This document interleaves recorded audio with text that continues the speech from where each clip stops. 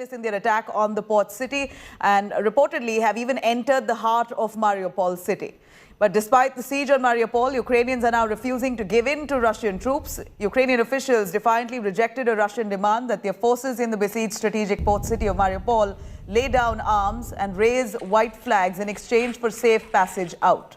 Ukraine has said there is no question of surrendering the city of Mariupol after Russia called on Ukraine forces on Sunday to lay down their arms.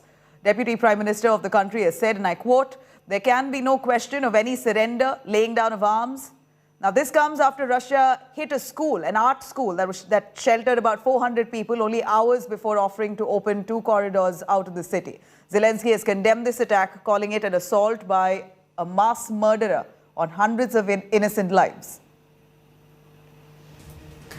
Let's go back to Maria on that. Maria, please give us an understanding. We hear that Russian forces have managed to inch closer to the heart of the city of Mariupol. In fact, Mariupol has really been targeted heavily over the last 10 days. And it seems like the Russian forces are trying to deter spirit of those civilians and many of the Ukrainian forces who are currently positioned in Mariupol city, offering them 2 choices. One, that they got eventually they will be victims to this war. They could be collateral damage. If not, they can walk out through a safe passage if they lay down their arms. What's been the response of Ukraine on that? The Ukraine response is that Russia does commit war crimes in Mariupol, and Mariupol is now one of the worst places which shows these war crimes of Russians. So we have seen this attack on the drama theater just in the center of Mariupol, with more than 1,000 people sheltering inside. And for now, we see the pictures of this building being completely destroyed. And it's very lucky that really the people who were hiding there in the shelter, because their homes were already bombed, they survived this attack on the theater, and many of them are still stuck under the ruins of theater, but really they survived, and some of them are already evacuated. So all the promises of Russians of peaceful evacuation through the Green Corridor, if the Ukrainian army lies down arms, is just a straight lie, blatant lie. This is how all these promises are seen here in Ukraine. We have seen multiple... No, Maria, would you know if any casualties reported from that art school? We understand there were 400 people taking shelter at that art school, and that was targeted at. Any word on the casualties there?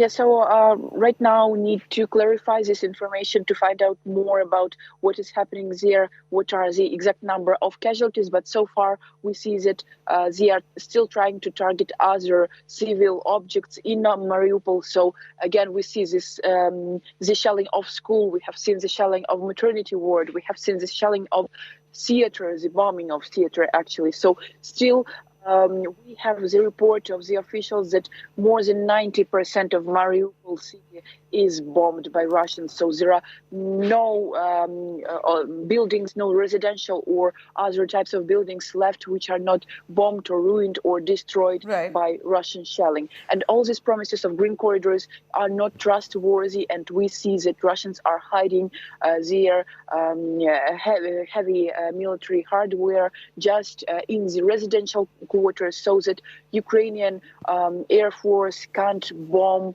them, because Ukrainian armed forces do not bomb the residential areas, and the Russians know this and they use this. This is the tactics they have been using in Donbass for 8 years of war, and now this is the tactic that we see Russia has been enforcing right from the start to try and deter the spirit of civilians.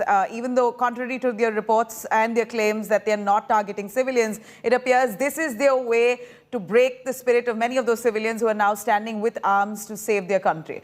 Thank you very much, Maria, for joining us with those details. Now, as Russian forces have pushed deeper into Ukraine's besieged and battered port city of Mariupol, where heavy fighting still continues, it's shut down a major steel plant there as well.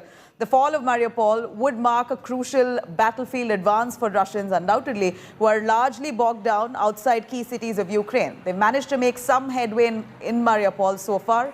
Let's have a look what's gone by.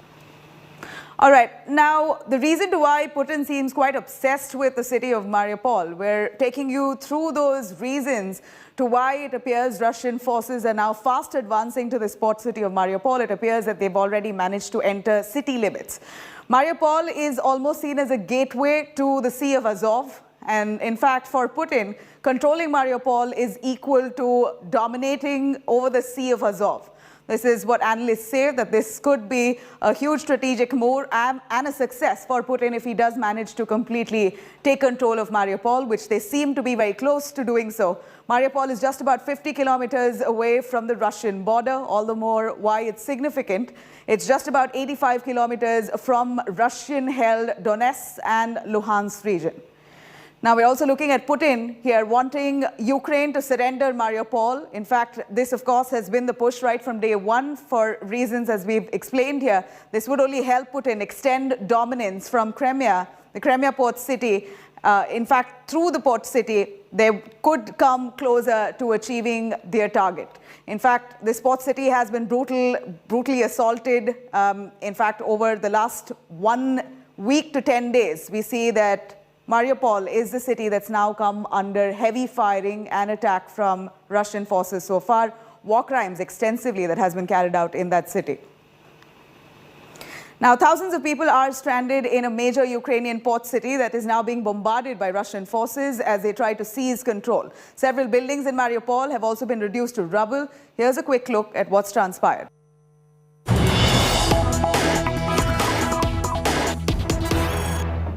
Now, let's quickly cut across to Rajesh Pawar, who's currently joining us from Kiev, braving all odds. He's now bringing us those reports from on ground. Rajesh, over to you. We hear 2 missile strikes now that have been reported from the Ravine region.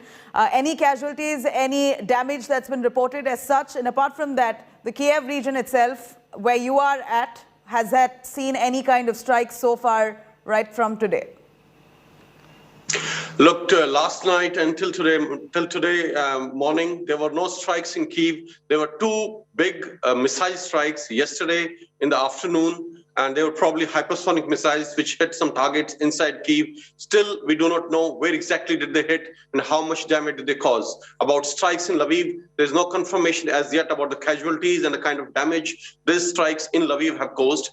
Besides this, fighting in Mariupol continues, and fighting around Kharkiv also continues. And in Mariupol, it's a humanitarian catastrophe right now, with people stuck there inside, not able to leave the city.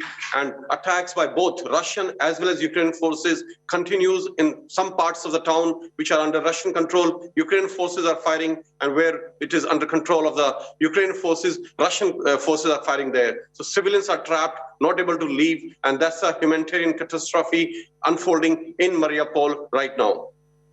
No, Rajesh, as we see and we hear, Ukrainians, at least 90% of them very strongly believe that they're going to win this war. This is their conviction, and their spirit stands strong even on the 26th day of the attack. How are you looking at Ukrainians' resistance at this point of time?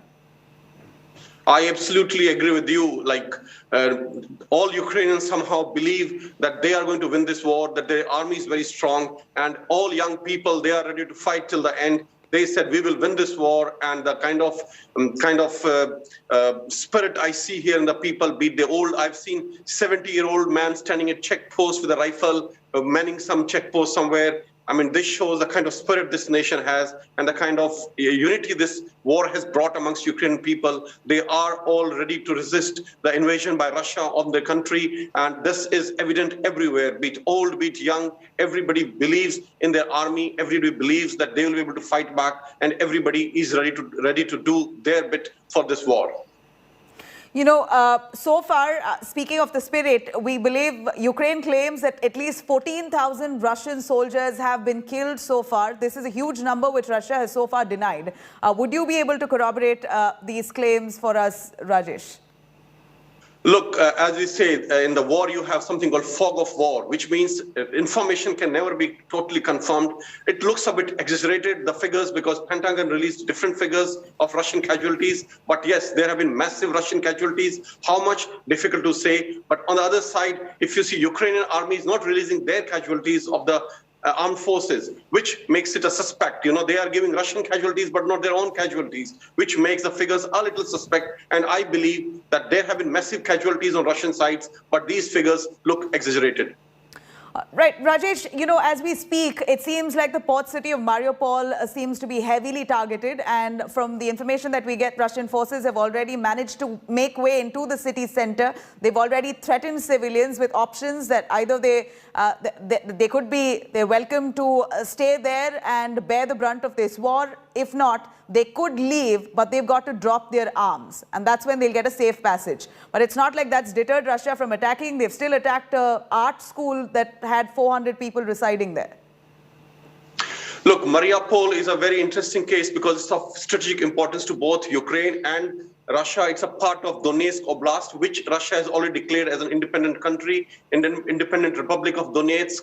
And people were given there were a lot of humanitarian corridors established twice for civilians to leave. Most of them have already left, but there's fighting still going on. And this was also the stronghold of Azov Battalion, the right-wing nationalists, which Russia has always called neo-Nazis. They were holding up the city, and they are giving a tough fight to the Russian soldiers. And that is the reason that Mariupol has to be captured house to house, street to street, because these people are giving a tough fight to Russia. Russians have already occupied almost 90% of the city.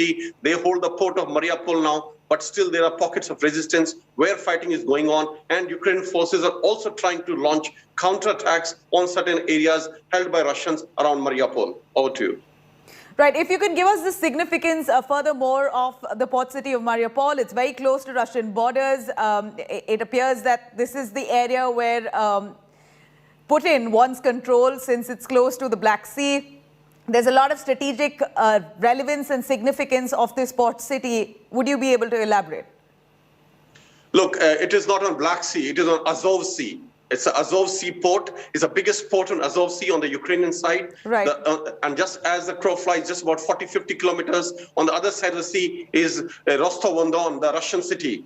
And it is very close to the lines held by the Russians in Donetsk province, which is now a Donetsk Republic as per Russia. So this is very close to that. This was the last big city held by the Ukrainians in Donetsk Republic, which Russia very much want to take control of, so that when they go to negotiating table, the whole of Donetsk province is under them, which they have declared as a republic, and they can then continue to negotiate as per that, so that this becomes a part of Donetsk Republic when they go to the negotiating table. Over to you. Right. Now, speaking of the negotiation table, Rajesh, give us an understanding on how far have these talks really gone? Have they managed to yield any success so far in terms of evacuations and safe passage for people who want to desperately leave the country? I need to stop for a minute, please. I need to stop for a minute. Sure. Если вы записывайте там, где положено. Все.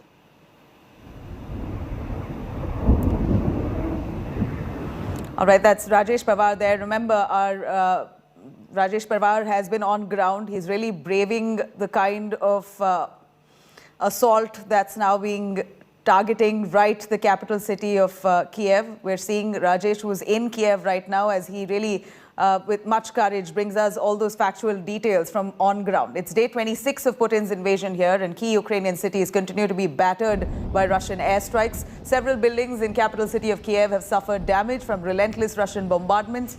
A shopping center in Kiev was heavily damaged after a massive explosion that struck the capital city by Russian shelling, leading to at least 4 deaths. In fact, rescue operations continue as several residents are feared trapped. Despite the fact that the port city of Mariupol in Ukraine is under siege, Ukraine has now rejected Russia's demand to surrender the city.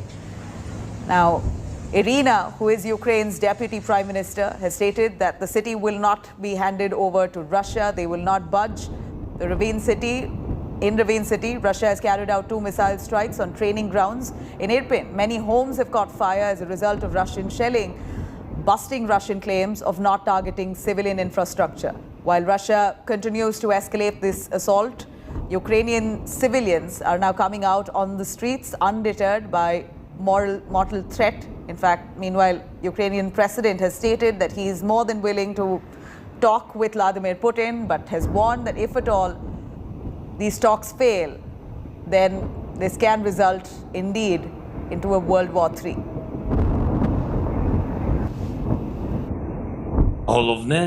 It is already the 25th day since Russian military has been vainly trying to find imaginary Nazis from whom they allegedly wanted to defend our people. Now, as the Russia-Ukraine war enters day 26, the chorus is only growing to stop this war. People around the world protesting against Putin's military action in Ukraine.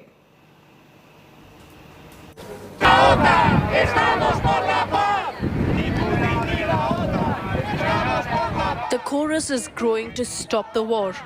The world protesting Putin's military action in Ukraine.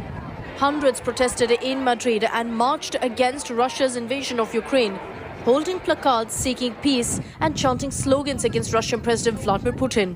Protesters marched to Puerta del Sol in the Spanish capital. I am against Putin's war that is only destroying and causing the death of innocent people. I want the war to end as soon as possible.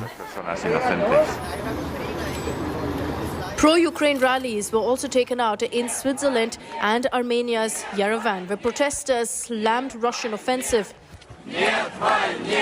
At the Kukuriki-Koslovichi border crossing point, a convoy of trucks has already stretched for over 30 kilometers. Protesters are blocking heavy trucks coming from Russia and Belarus with supplies for the invasion army. Similar scenes were also seen in Ukraine's Kherson, controlled by Russia, and in Kakhovka region.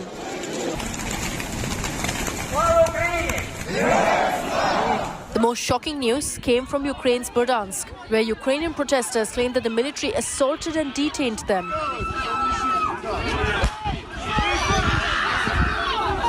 Meanwhile, many Russian nationals bitterly opposed to the war are fleeing their country to escape hounding and legal persecution for joining unsanctioned anti-war protests. Many are heading to the United States and are stuck at the US-Mexico border. Bureau Report, India Today.